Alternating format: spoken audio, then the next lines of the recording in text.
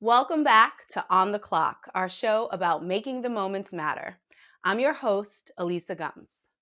Today we're chatting about improving your most important relationship, your relationship with yourself. Joining us is award-winning journalist Sophia A. Nelson, the author of Be the One You Need, 21 Life Lessons I Learned While Taking Care of Everyone But Me. Sophia, we're so excited to have you here on the Clock. How are you? I am fabulous, and thank you so much for having me. I love Black Enterprise. I've been a part of the family for a long time. I don't even want to tell you how long. But I really look forward to this dialogue. I love in your intro where you said the most important relationship we have is with self. And I think that is so important, particularly for the Black community, because I think that's a new generation outlook. It's not the one my grandmother had or that my mother had. We can talk about that later, how we deal with mental health and self-care as Black folks. It's very different. Yes, that is so very true. And hopefully, we're all changing that here, step by step. But let's take it back to the origin of the book. Before Be the One You Need, you'd written 3 nonfiction books. You're a columnist, a contributing editor, a freelance writer, an on-air commentator for television networks like CNN and MSNBC, and an adjunct professor. You're a busy lady. And in your personal life, you were also a caretaker for a parent, and then COVID-19 happened. So tell us about what was going on in your life and how you got the idea for the book. Well, COVID started, as you know, in really the winter, that February, March, going into spring of 2020, and I was giving a speech in Louisiana, so I'm a little afraid to go back the end of the week. I'm kidding, but I was giving a speech, and I was one of a group of. There were about 3,500 of us at this speech that I was giving in Baton Rouge, and about 100 and maybe 25 or so people got sick. And at that time, we didn't know what COVID was yet, right? This is early February, so we kind of know there's something, but we're not sure what it is. A number of us got very sick. One member of Congress, Luke Letlow, died. And, others were hospitalized. I was deathly ill and still on the road traveling. So my first introduction to this new thing, this new COVID thing, was I was one of the people that got it early on and was very sick. And so when you come out of something like that, the first thing that happens is when you're laying in your hotel suite, and thank God for my sorority sisters in Indiana who I hadn't even met before, took care of me and made sure I was okay. But when you're laying in a hotel room and you're going, is this it? Is this like this how my story's gonna end here? Like, because I'm really sick, and you begin to think about your life, and you begin to ask yourself some tough questions like, have I lived? Am I living? Am I doing the things I want? Is this really the way I want to show up in my own story? And fast forward, as we know, of course, then the country and the world shut down in that spring of 2020. Had a parent at home who was out on disability with a vestibular issue, vertigo that got more severe. So now you're dealing with a pandemic, and now you're dealing with being shut in. You're dealing with how do you shift your business and do business and keep the money flowing and take care of your parent who you're used to seeing as superwoman who's now not doing well. You talk about a shakeup in your life, major. A boyfriend in Iraq at the time, it was a lot going on. And so, just dealing with all of those stresses really makes you stop and ask yourself some core questions. So for me, the way the book was born was that I had already been talking to the publisher about what my next project was going to be. But as I began to see the loneliness that people were talking about, the being shut in, the disconnection, the way we had to Zoom and change our lives, I realized that one of the complaints I was hearing most on social media, and particularly from us as Black women, was feeling this overwhelm and exhaustion about life and about doing everything for everybody and not having a moment for ourselves or to take care of ourselves and catch a breath for ourselves. The mothers out there watching, you know exactly what I'm talking about. You're trying to homeschool kids. You had one of them, three of them, five of them, whatever you had. You had your husband at home or you had extended family and you're all in a house. it was a lot. And so I realized then I really needed to write about the moment, but use lessons that I had gleaned throughout my life to really talk about how you have to put you first. That you have to be the one you need before you need or want anyone or anything else. And when you get that piece right, young people, listen to me. I had Oprah when I was coming up. That's what we had, Oprah. That was our mental health therapy. You guys have so many more resources now. You have it's a positive environment for you to talk about your mental health, and if you're not doing okay, it's okay not to be okay. And I wanted to really amplify that as a woman now in my 50s who really has learned a lot. I know some things to be true now. I don't have to guess anymore. I've lived long enough. And so I wanted to share what happens when you neglect you and you don't take care of you, and try to put a positive spin on it and say there are things you can learn and you can do better. Yeah. The book is about self awareness, self love, and self care. But self care has become such a buzzword these days, maybe even overused. To you, what is self care and what's not self care? Self-care begins with three questions, and I open the book with this in the prologue, which is my voice. And for many of your people here on this audience will be familiar with me and my work, because again, I've done so much with Black enterprise in the past. But I try to be the narrator of my story and to help you better understand yours. And there are three core questions that answer the question about self care and what it really means. And those questions are as follows. The first one is you asking yourself, what do I want? When is the last time, particularly as Black people and as Black women in particular, you asked yourself, what do I want? What do I want from my life, from my living, from my loves, from my family, from my career, from my faith? What do I want? And then the second question is, what do I need? Need is a very different thing from what you want.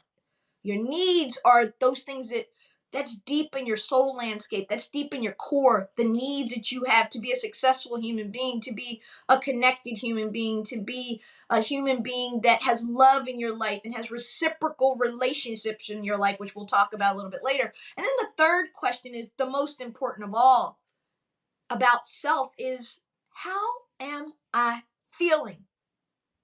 I'm talking about physically, emotionally, relationally, professionally, spiritually. How are you really doing? Are you checking in with you? Because again, Black women, we take care of everybody else all the time.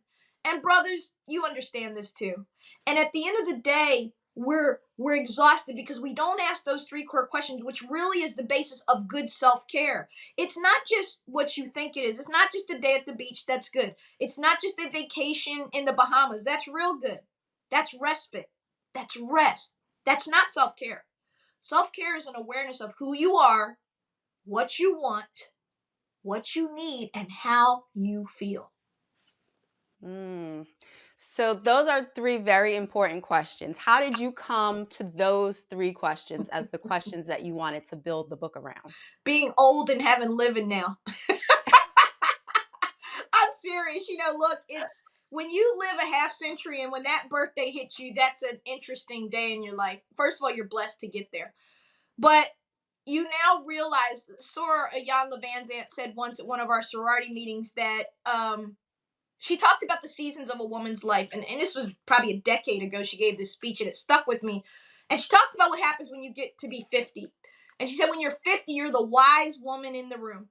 You now know stuff. You now are at that season of your life where you've lived enough, you've experienced enough, you've gone through enough where you know things and you don't have to guess. And you also become very unbothered. And what I mean by that is it's amazing how you don't care about a whole lot of stuff that used to bother you when you were 20, when you were 30, when you were 40, because you realize now that at 50, if you were to live to be 100, you're halfway through, and there's no guarantee you're going to live to be 100.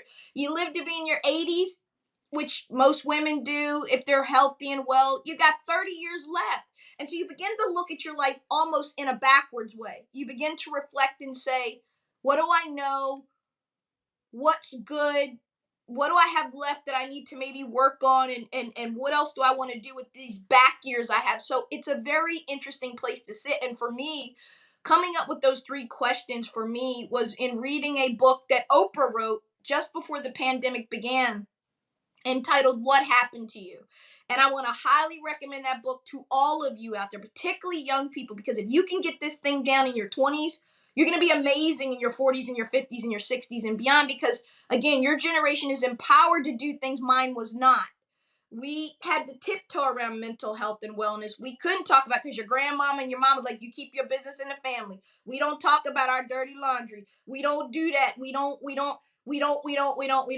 Really unhealthy, really traumatic. And Oprah's book, What Happened to You, deals with childhood trauma and the traumas of our lives that really shape not just how we live and who we become, but it literally impacts the brain, and it reshapes the way your brain responds and how you show up in your workplace, how you show up in your marriage, how you show up in your living. And so she wrote it with Dr. Bruce Perry, who's a famous neuroscientologist, and he's really super smart. He studies the brain. But Oprah adds that spiritual side, and he adds the kind of wonky science side. But what combined they tell you is stop asking the question, folks, about what's wrong with me, and start asking what happened to me. Because there are two very different questions. And when I began to dissect the things of my life that I had been through and walked through, I came up with those three questions by simply sitting with myself one day and journaling and saying, well, what do you want? What do you need? And how are you feeling? And that's really how the book was born. Wow, that is a great recommendation and a powerful word, because my next question comes from, I think, an experience a lot of women have, but I know that I have it, that I think, what do you want, is one of the hardest questions ever to answer. And actually for me, so is, what are you feeling? I tend to answer, and then someone, who knows better would say, no, no, no, that's what you're thinking. That's not what you're feeling.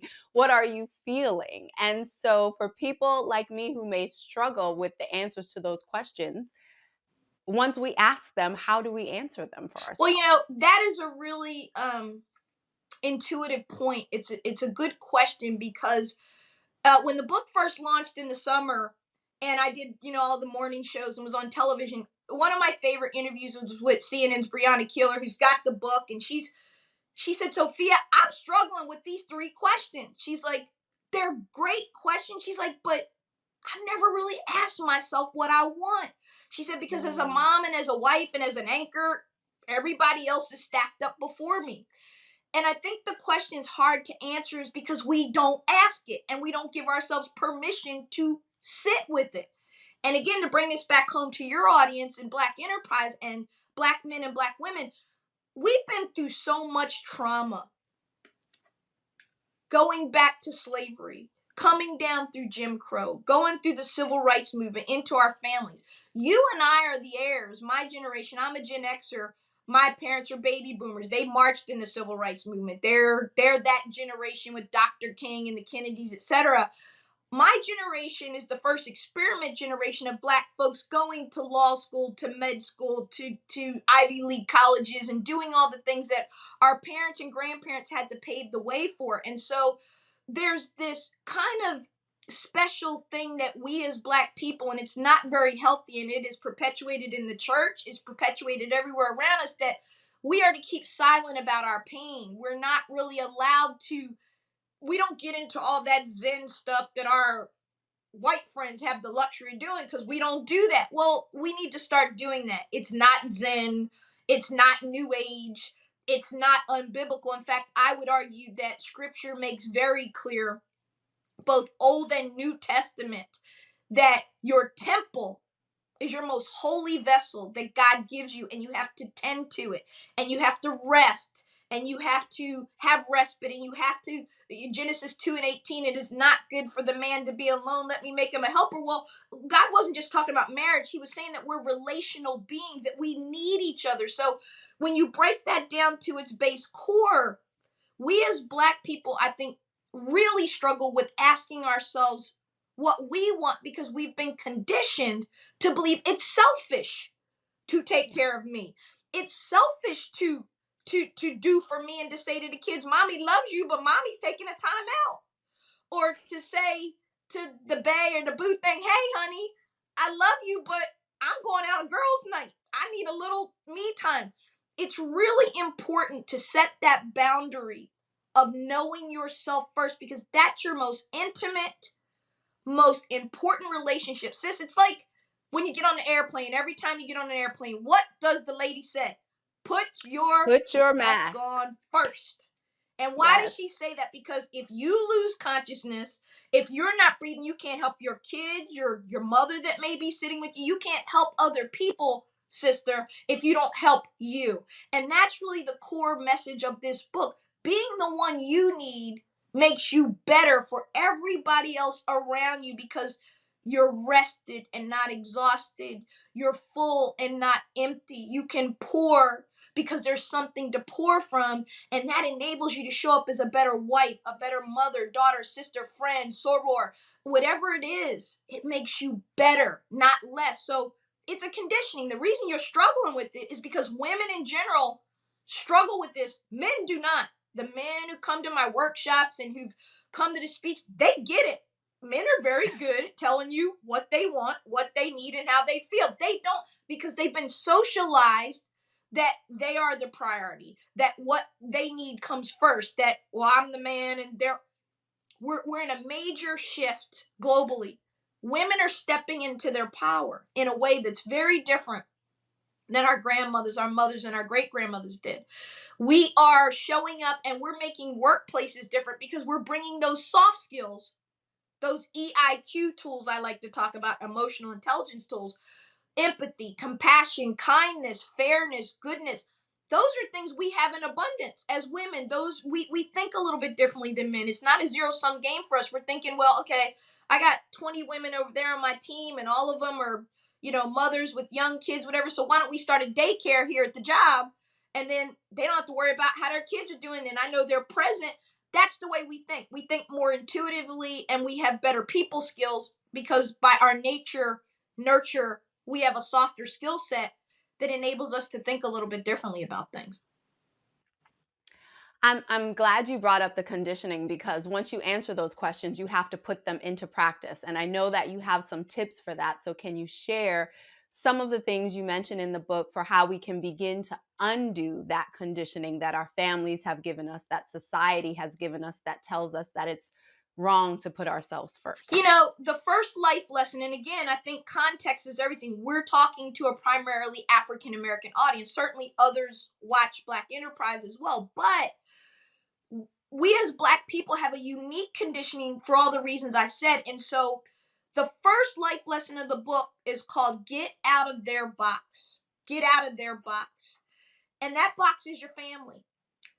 Now, we all have families. We didn't get to choose the families we have. Some people had amazing families, loving, kind, good, and you got all the nurturing and love you need, and everything was good. If you had that, good for you, because that's a great foundation. Most of us don't get that. Most of us get something in between, or in the other instance, people don't get that at all. And as children, those first 18 years of your life, you take everything in. You adopt your parents' faith, you adopt your parents' values, you adopt their rhythm, their energy, everything about who you are as you step out the door when you graduate high school or go to the military or go to college or go to work, whatever you do, you are now carrying with you a DNA from your parents.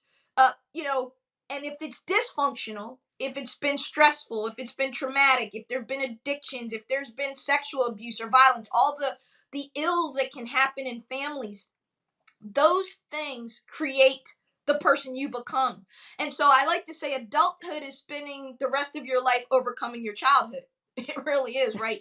You got to do the work. And so when you think about flipping that conditioning, the first place you have to start is you. What happened to me, not what's wrong with me, helps me to get to, well, I don't have to drink because everybody in my family drank. I talk about in this chapter, I come from a family of alcoholics. That's not an easy thing to admit publicly when you're me.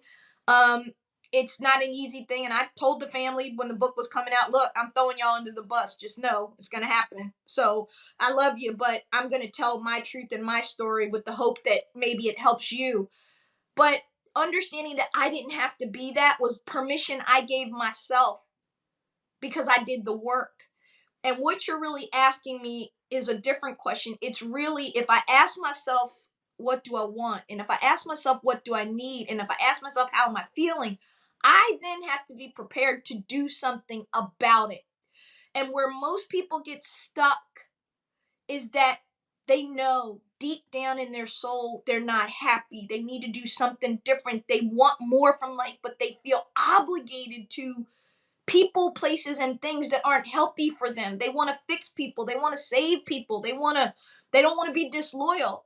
What about loyalty to yourself? It's a series of questions where Mm. you give yourself permission, because only you can give yourself permission to free yourself to pursue the life you want.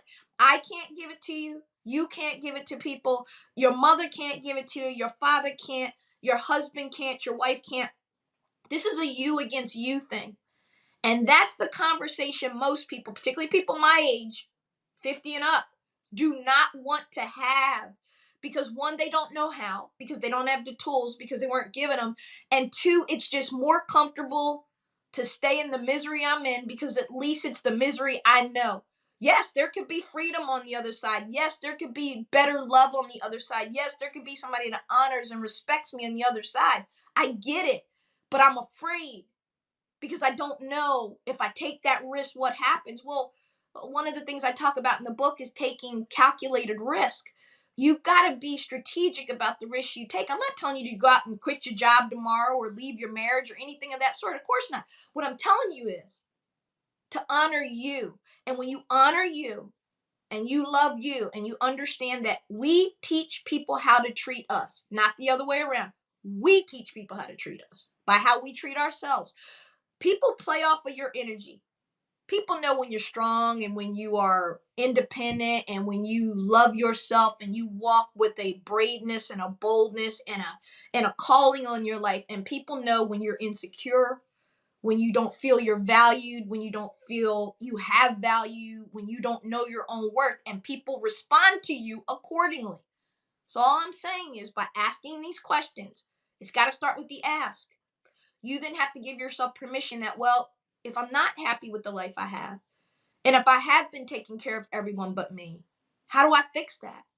And you're either going to give yourself permission to change, to pivot, to shift, or you're not. It's real simple. Mm. Earlier, you said the word neglect, and it really stood out for me because as we do in our relationships with others, sometimes we get busy. We don't even realize that we've been neglectful of that relationship. So, what are some of the signs that show up in our lives that we haven't been nurturing the connection with ourselves the way that we should be? That's another great question. You are just such a good interviewer. Thank you. You are. You're asking all the right questions.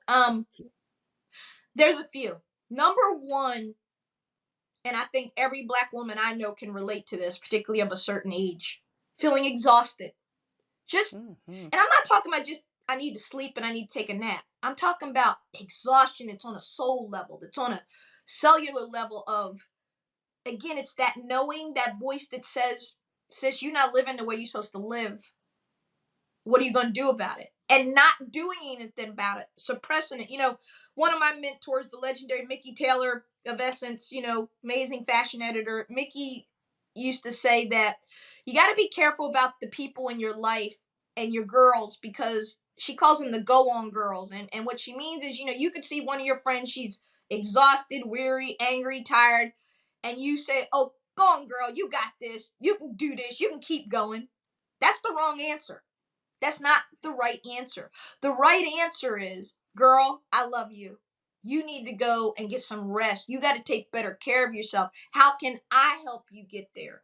And so it is having the right row, as my nanny used to call it, know your front row around you, and having the right people in your ear, in your place that you've given permission to tell you about you and to let you know that you are on a path that's not healthy. And so the signs are anger that's misplaced, going off on everybody, being cantankerous, cranky, feeling exhausted, drained, feeling like you are alone in the world, or lonely, but not knowing how to really.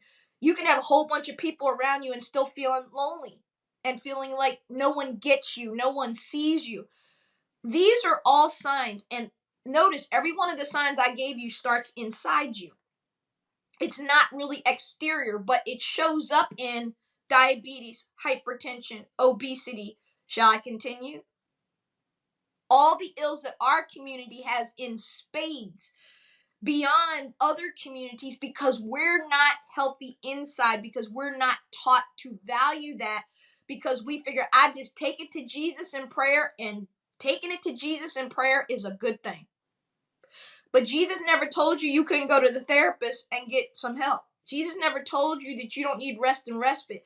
Jesus never told you that you're not entitled to some joy and happiness and love in your own life. In fact, quite the opposite. So stop getting it twisted and stop buying into this old too blessed to be stressed. I hate that saying because I know so many black women in particular who run around talking about, I'm too blessed to be stressed and about to crack up and lose their mind. So it's about being honest and authentic about how you feel. But if you never ask the question, that's why we struggle with these three questions. Everybody loves the three questions. I mean, they love it because they're like, I can't answer these. These are deep. And I know I need to, but one brother who's on TV, I won't call him out for who he is. We all love him, anchor on a major network. And he said, Sophia, you kept me up at night with these questions. I think I was afraid to answer them. Because if I answer them, I got to do something about them. And I said, that's deep. You might want to sit and park with that one. Because yes, I had to do the same. And writing a book like this and putting your life out there and sharing things that maybe you don't really want people to know. But again, you get to my age, you stop caring about that. Because like I said, you realize that you have less ahead of you and you've got more behind you. And so you need to do something with what you know. I think that's really the core, giving yourself permission to take care of you and know that it's okay. No is a complete sentence. Learn to say it. You don't need to explain. You don't need to feel guilty. No, I can't do that. No, I'd love to help you. Maybe ask me 6 months from now or a year from now. No, I really don't want to go out and do that tonight. I'm not going to be pressured into it. I'm staying in. I'm going to get some rest.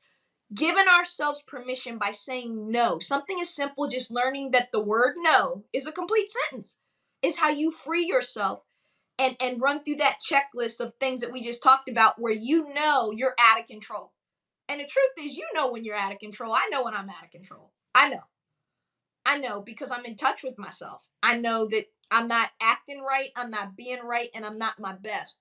And you have to love yourself enough when those things happen to do something about it. Are there any daily practices that women should incorporate into their lives or habits that we should begin to establish that will help us take a closer walk with I ourselves? think that women, frankly, are very good at this. The self help inspiration market is $1 billion industry, whether it's candles, books, yoga, spas, retreats. We as women actually do this well. I'd like to talk to the brothers for a moment because you need help with this. And we can see it every day around us that men look at the violence that we see every day acted out in different things. Men are not in good control, one of their emotions, but they're also not able to talk about them. And so when men get lonely, sad, depressed, hurt, broken, it comes out as aggression, right? When women get lonely, sad, depressed, broken, we call our girls, we get a bottle of wine and we drink a lot of wine and we talk and we share and we say, let's go off and take a trip and let's do, we actually know how to channel that because again, we're socialized. So I would say that the way that you daily practices, and by the way, folks, this is what the book looks like. I'm sure they're going to show it, but there it is. There's the cover of the book. And the bottom line is that I have a practice every day. This is just me. It may be different for you every day. And I'm consistent. Consistency is a word I need y'all to hold on to. Consistency. Being consistent with whatever practice you have for self-care is critical. So every day I wake up before everybody else in the house, I put candles on, I light them up all over. They smell good. They're cleansing. And then if it's winter like now, the fireplace is on. And I put on my favorite music, which is either Rachmaninoff or Claude Debussy or one of the classics. And I just let it flow throughout the house. And I just chill and get still. And then the next thing that I do is I have one of my best friends is a prayer partner, and every day we don't miss. We get on and we have fellowship for 30 minutes. We might have a Bible verse, we might have a book we're reading or something we need to talk about. And I have an accountability partner that helps me to work through things as I do her. And then I start my day. It's not the other way around. And those days that I start without those practices is when I'm in chaos, when I'm angry, when I'm frustrated, I'm yelling at everybody, I'm not happy, I'm emotional because I'm not centered and I'm not taking care of me. So what I'm saying is this. Whatever practice that you know works for you, maybe it's going into your prayer closet, maybe it's riding your Peloton, which I do as well, but when I got COVID, it did damage to my right lung very seriously. So I have major effects from COVID, and it took a long time before I could even walk right and walk in a way that gave me some exercise. I'm better now, but I'm not where I'm supposed to be. So I had to adapt another practice, which is stillness. And so this is easy stuff to talk about. It's harder to put into practice. And what I'm saying to you is whatever works for you, and you know what it is, you know what you need, do it. So you might like yoga. You might have a pool where you live and you can go and swim. Maybe it's just walking in the morning, early in the morning. I want to encourage you to get up a half hour to an hour earlier than you normally would, particularly if you have children and pets in the house and people in your home whose energy affects yours, because we're relational beings and our energy impacts each other. Know that. That's real. You might be in a really good, healthy place, but if you live with somebody who's negative, depressed, sick, withdrawn, angry, whatever, their energy affects yours. So you have to do everything you can to cleanse your space. And however you do that, be consistent with it every day. Not don't take days off. You got to do it every day. So again, if it's a 10-minute walk, if it's 10 minutes of prayer, if it's like me lighting candles and just getting still and just collecting my thoughts and drinking my cup of coffee. I'm a coffee addict. Everybody knows it, and I love it. And I buy specialty coffees from all over the world, and that's kind of my little thing I do for me before everybody else starts moving. That's how you take care of yourself. It's a daily practice. Try to be grateful. Oprah's done a lot around gratitude. I Yes. can't say enough how much gratitude changes your brain structure. Dr. Perry talks about this. Our brains are wired, our devices have changed the way we are wired. They've short circuited our ability to have deep conversations. They've short circuited how we deal with conflict. They've short circuited how we treat people. Ghosting is a big thing now. I just never talk to you again, and I don't care if it hurts you or how you feel. Sorry, I'm out. We're in this very short circuited social media driven um burst of language instead of having meaningful, deep, connective conversation. And all of that feeds into how we're showing up in the world. So having a daily practice, an affirmation, working out, hitting the punching bag. If you're angry, a punching bag is a really good way to get it out and to hit that bag until you're exhausted and then take a shower, rest, and sleep because you will actually get it out. You're pushing what's in you up out of you. And again, I think as Black people in this country, with all we deal with day to day, we deal with microaggressions and verbal assaults and emotional assaults and all kind of assaults on our being, and we're sucking that stuff up and we're pushing it down, and it's a proven fact that we're unhealthy because we have so much that we don't get up and out. So all we're saying is to those watching is find something that works for you and do it every day. And I promise you, it takes 21 days to form a habit. If for 21 days I fast, I do fasting kind of retreats with some of my friends. We just did a 3-day total fast where you don't have anything for 3 days and you pray and you dig in and you're reading and you're talking and you're doing your scriptures, but you're really, and boy, did I get some answers and did I get some clarity because I got quiet and I took food out the picture.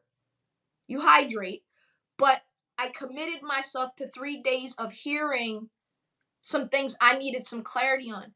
When you get still, when you give yourself some love, when you give yourself some nurturing and you give yourself some peace, you'd be amazed at how your life begins to change for the better. It's simply amazing. This has been so thought provoking. I can't even begin to tell you how many things you have said to me today that I know I need to go sit with. And so I'm sure that our audience feels the same way. Thank you so much, Sophia, for sharing the unique ways you're helping people make the most of the time that we've been given. And thank you all for watching On the Clock. We'll see you next time as we continue to talk about working with purpose and living with passion.